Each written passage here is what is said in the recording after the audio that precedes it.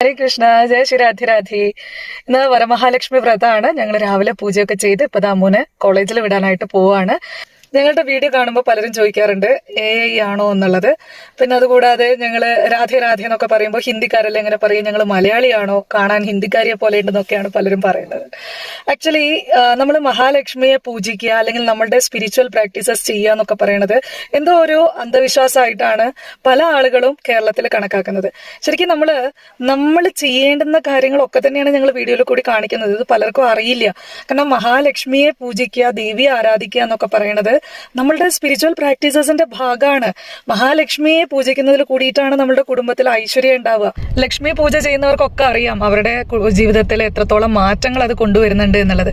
അപ്പോൾ ലക്ഷ്മി ദേവിയെ ആരാധിക്കുക, ലക്ഷ്മി ദേവിയുടെ പൂജ ചെയ്യുന്നതിൽ കൂടിയും നിങ്ങളുടെ കുടുംബത്തിൽ ഇത്തരത്തിലുള്ള ആരാധനകൾ നിങ്ങൾ സ്റ്റാർട്ട് ചെയ്യുന്നതിൽ കൂടിയും ഉയർച്ചയേ ഉണ്ടാവുള്ളൂ. അപ്പൊ നല്ലത് വരട്ടെ. ജയ ശ്രീ രാധി രാധി.